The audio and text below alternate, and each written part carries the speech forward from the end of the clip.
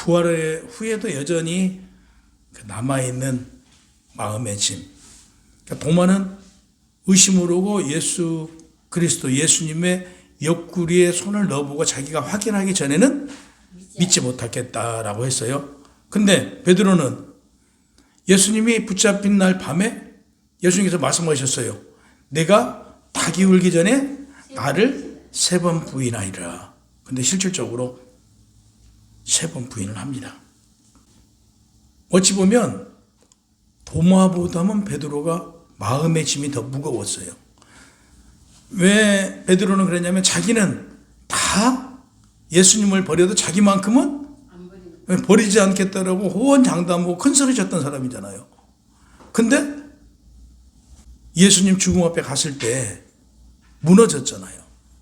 이런 게 너무나 아마 어떤 죄책감, 그 자신의 그 어떤 그 인간적인 자기가 그 죽어도 예수님을 부인하지 않겠다고 했던 그게 결국에 부인으로 해주고 3번 예수님께서 예언하신 대로 이런 결과를 보면서 자기 자신에 대해서 아마 절망했을 거예요. 그래서 주님 부활하신 걸 봤음에도 불구하고 자신이 없었어요. 주님이 날 용서해 줄까? 주님이 날 이해할까? 그럴 것 같아요. 우리도 그럴 거 아니에요. 우리도 죄를 짓고 나면요 다른 사람을 눈을 못 맞춥니다. 미안해서. 그러듯 베드로도 한 인간으로서 예수님 앞에 정말 참아 설 수가 없었어요. 그 주님이 나를 사용해 주실까? 과연 내가 예수님의 제자로서 자격이 있을까? 아마 무거운 돌덩이였을 것 같아요. 그럼 오늘 본문에서 이렇게 말합니다. 나는 물고기를 잡으러 가노라. 이렇게 말해요. 아니 예수님이 부활하셔가지고 살아나셨는데 베드로는 차마 예수님 저를 용서해 주시고 저를 사용해 주십시오라고 말을 못하고 저는 이제 물고기를 잡으러 갑니다라고 실제로 가잖아요. 이것은요 주님 없는 인생, 이 허무함 이런 걸 전반적으로 역사적으로 보여주는 내용이에요. 얼마나 허무했겠어요. 우리 그럴 때 있잖아요. 무엇인가 희망을 가지고 열심히 했는데 그 희망이 깨졌어. 근데 그 희망이 다시 살아났어. 근데 그 희망 앞에 갈 수가 없어.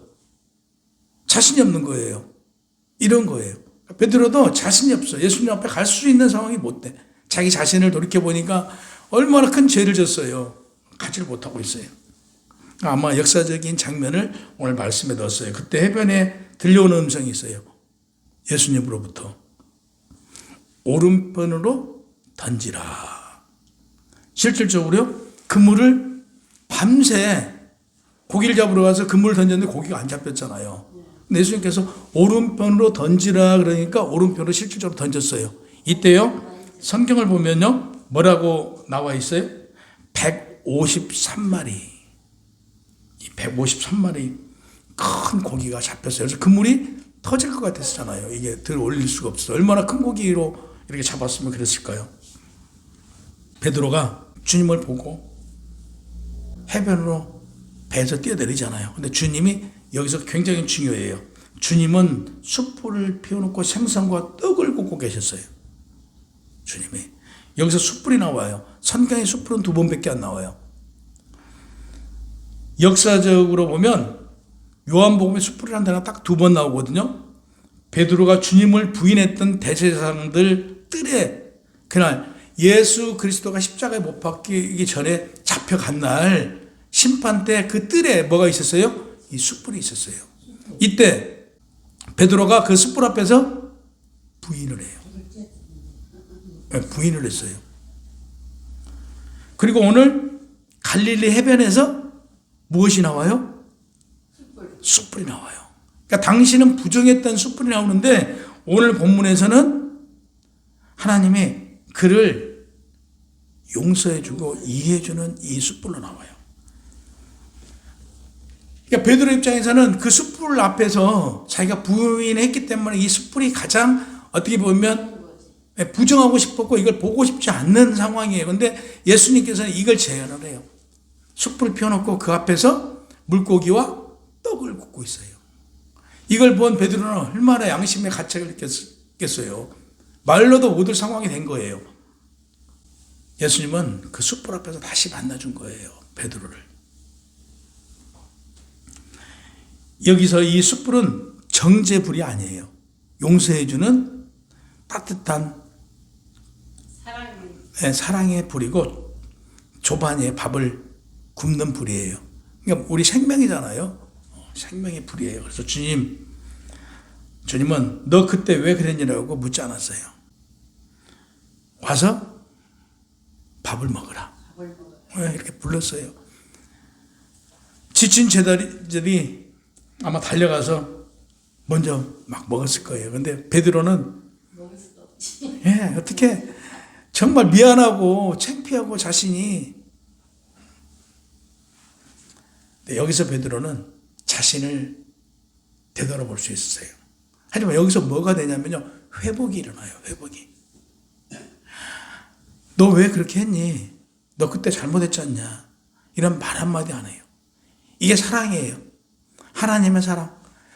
예수님 모르는 거 아니잖아요. 다 알지만 이걸 덮어주는 거예요. 그러니까 우리의 삶 속에서도 그거예요. 우리가 누군가가 약간 잘못했다라고 하면 이걸 지적하고 이게 잘못했어라고 하는 게 아니라니까요. 이 가장 불행은 어디서 시작하냐면요, 말 한마디에서 시작이 돼요. 말 한마디. 꼭 해야 될 말을 안고 참는 거예요. 이게 참아주는 게 사랑이라고요. 여기서 왜 그랬어? 너 그때 왜 날 부인했냐? 이래서 예수님께서 베드로한테 이렇게 얘기했으면 베드로는요, 예수님 곁에 있을 수가 없었어요. 우리가 세상에서도 마찬가지예요. 누군가를 지적을 하고 이게 잘못됐어요 했을 때는요, 이 잘못된 것을 바르게 잡을 수 있는 대안을 가지고 얘기를 해야 돼요. 대안도 없이 너 그거 잘못했잖아. 이건요, 지적질이에요.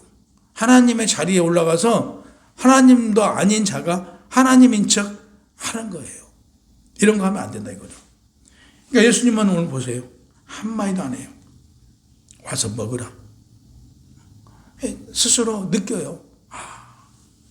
내가 하나님의 사랑. 여기서 베드로가 그렇다고 해서 주님 제가 잘못했습니다. 저 용서해 주십시오. 찾아온 게 아니잖아요. 예수님께서 찾아오신 거예요.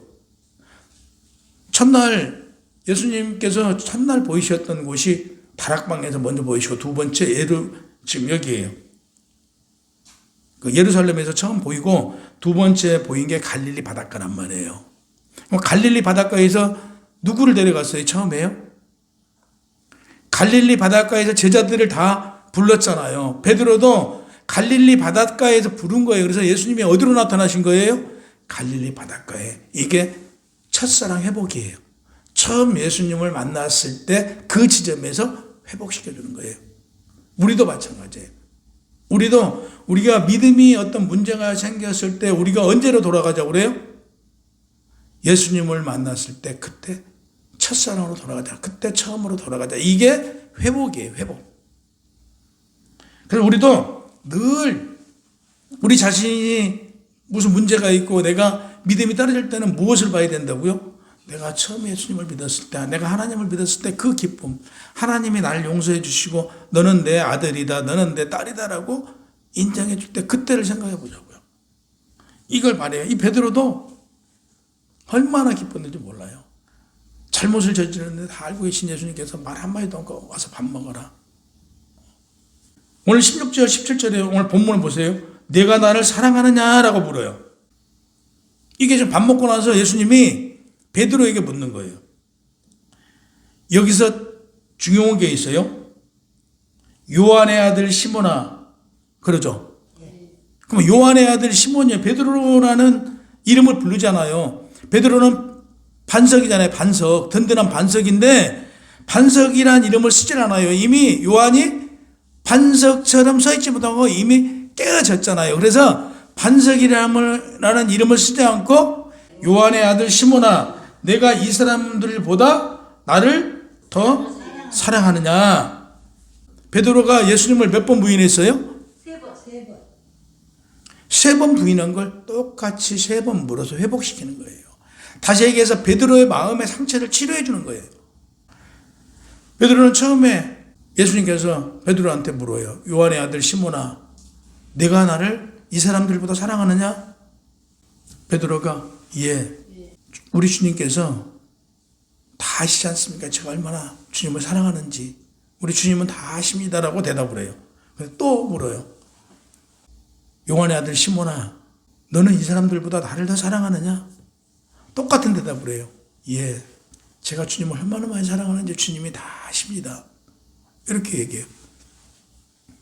또 요한의 아들 시몬아, 내가 이 사람들보다 나를 더 사랑하느냐? 예, 우리 주님이 다 아십니다. 이 사람들보다 제가 우리 주님을 사랑하는 줄 다 압니다. 이 과정에서 이게 지금 뭐예요? 우리가 지은 죄를, 베드로가 지은 죄를 입으로 시인하잖아요. 이때 베드로의 심령이 치료가 되는 거예요. 자기의 문제점을 시인하고 인정할 때 회복되는 거예요. 이게 하나님의 사랑이고요, 하나님의 방법이에요.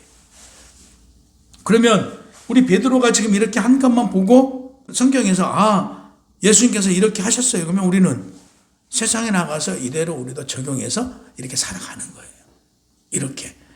좀 문제가 있다고 그래서 우리 주변에 보면 아이고 이것 가지고 지적하고 저것도 가지고 지적하고 이런 경우들 많이 생겨요. 이거 하면 안 돼. 오늘 성경을 보니까 않잖아요. 예수님이 주님을 3번이나 부인한 베드로를 용서하고 이해하고 사랑으로 다시 사역자를 만드시는 거예요. 이 내용은요, 주님은 베드로의 상처 하나하나를 어루만지시고 치료해 주시고 있는 과정이에요, 이게. 우리도 그래야 된단 말이에요. 나에게 어떤 문제점이 있었다라고 하면 그가 잘못을 인정하고 회개할 때 우리는 그를 예수님의 방법처럼 어떻게 해야 된다고요? 그를 이해하고 다듬어주고 사랑으로 안아줘야 돼요. 우리가 너무나 잘 알고 있는 철광한 앤드류 카네기, 이게 아주 유능한 비서가 있었대요. 근데 그 비서가 회사에다 너무 큰 그 손실을 빈 거예요. 이때 카네기는 하나님의 이 방법을 그대로 적용시킨 거예요. 사람이니까 실수할 수 있다 이거죠. 근데 여기서 중요한 것은 그 실수를 통해서 무엇을 배웠냐? 다시는 실수하지 않을 수 있는 방법을 배운 거예요. 그래서 비서가 미안해서 사표를 낸 거예요. 전 도저히 이 회사에 있을 수가 없어요. 너무 큰 손해를 끼쳐서 하고 사표를 내니까 카네기가 그걸 찢어버려요. 버리고 이 큰 돈을 지금 주고 수업을 배웠지 않냐. 그걸 통해서 회사에다 더 큰 이익을 내라 이제는. 그리고 그를 고용을 해요. 그는 당연히 회사에다 큰 이익을 주는 유능한 비서가 됐겠죠. 이게 하나님의 방법이에요. 이게 하나님의 방법. 우리도 이 카네기가 하나님의 방법대로 응용했듯이 우리도 이 방법을 응용해서 세상에 적용해 나가야 되는 거예요. 우리 주변에 조금 잘못했고 실수했어요. 그걸 탓하기 전에 인정해 주는 거예요. 그 실수를 통해서 다시는 반복되지 않는 거죠. 그래서 우리는 알고도 똑같은 죄를 짓는 거, 알고도 똑같은 방법으로 우리가 실수하는 거에 대해서는요, 죄라고 그래요. 죄. 알면서 지은 죄라고 그래요. 그래서 이런 부분을 우리는 오늘 카네기가 하나님의 방법을 했듯이 우리도 세상에 나가서 이 방법대로 해 나가는 거예요. 이 베드로가 인간의 그 연약함을 깨달았을 때 뼈저리게 경험한 거잖아요. 지금 이걸 경험한 베드로가 다시는 예수님을 부인하지 않겠죠. 부인하지 않겠죠. 그가 깨달았기 때문에 예수님은 다시 베드로에게 이 일을 줘요. 네, 이 일을 줘요. 그래서 그가 진정한 목자로 거듭이 납니다. 이게 하나님의 방법이에요. 그러니까 아주 비싼 수업료를 드린 거죠. 베드로도. 그래서 베드로가 이제 죽어도 주님을 따르겠다라고 큰 소리 쳤던 그걸 다 버리고 이제는 주님, 제 마음을 다 아시잖아요. 3번을 다 똑같이 주님, 제 마음을 아시잖아요. 이렇게 대답을 해요. 겸손한 고백이라고 그래요. 우리는 어떤 고백을 해야 돼요? 베드로처럼 겸손한 고백을 해야 돼요. 이게 우리 신앙이어야 돼요. 이게 우리 신앙이어야 돼요. 주님은 사랑을 확인을 해요. 베드로가 나를 더 사랑한다는 것을 확인한 뒤에 바로 사명을 주세요. 주님이 내 양을 먹이라. 누구 양을 먹여요? 여기서 중요한 대부분요. 내 양을 치라가 아니고 내 양을 먹이라. 그러면 오늘 모인 우리도 누구의 양이에요? 하나님의 양.